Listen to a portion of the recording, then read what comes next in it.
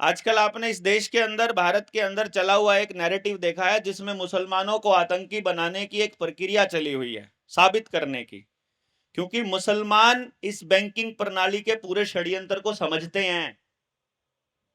इस बैंकिंग का सबसे बड़ा दुश्मन है मुसलमान, और बैंकिंग जब तक है तब तक इस देश के अंदर तरक्की नहीं हो सकती।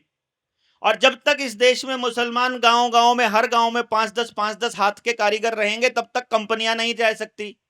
हाथ का कारीगर नहीं रहेगा तभी तो कंपनियां आएंगी। कौन है यहां गांव में काम करने वाला? आप आसपास देखो, हाथ का कारीगर केवल मुसलमान मिलेगा आपको, बढ़िया कारीगर, चाहे वो लकड़ी का काम करने वाला हो, लोहे का काम करने वाला है कि नहीं, बता दो आप तो आपके आसपास।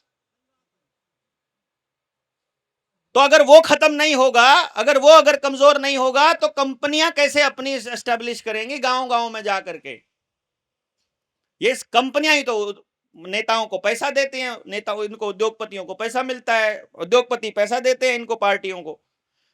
इसीलिए कि जो पूरे तंत्र का खेल है इस सिनेमा जगत के अंदर, आप देखो पूरे बॉलीवुड के अंदर सबसे टॉप पर कौन बैठा मिलेगा? खान बैठा मिलेगा आपको। आमिर खान, शाहरुख खान, पहले था यूसुफ खान, उसका नाम बदल के दिलीप कुमार रख दिया था उन्होंने, है कि नहीं?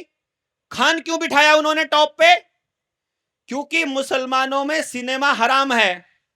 जो सही मुसलमान है, उनके बच्चे उनके जाल में फंसते नहीं सिनेमा के, लेकिन वो मुसलमानों के खिलाफ हवा बनाकर शाहरुख खान की फिल्म को हिट करने के लिए, मुसलमानों को फिल्म दिखाने के लिए प्रेरित करना है उनको कि तुम अपना धर्म छोड़ो, तुम इस टीवी के हराम, जो टीवी का हरामीपन है, इसका पता लगाओ, आओ आओ तुम भी बिगड़ो उनकी तरह।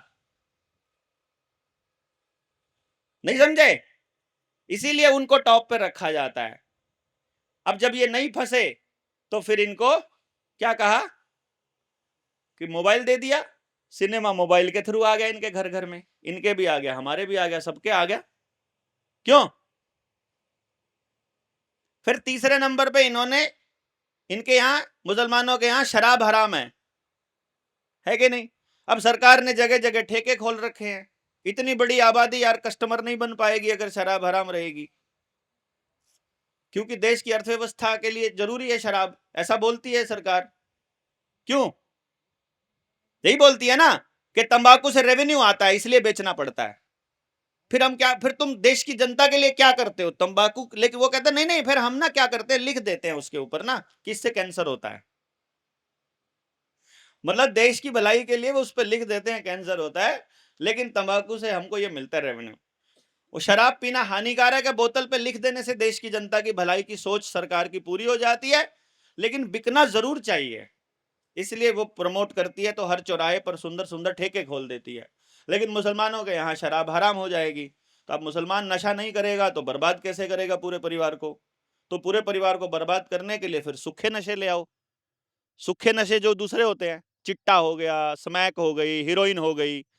इसीलिए तो 27,000 करोड़ रुपए की हीरोइन पकड़ी गई थी अडानी की बुधरा पोर्ट पर, उसका आज तक किसी को पता नहीं कहां गई। पुलिस रिपोर्ट में किसी दिन अखबार में छपा मिलेगा कि 27,000 करोड़ रुपए की जो ड्रग्स थी उसको चूहे खा गए। दारू पी जाते थे चूहे तो।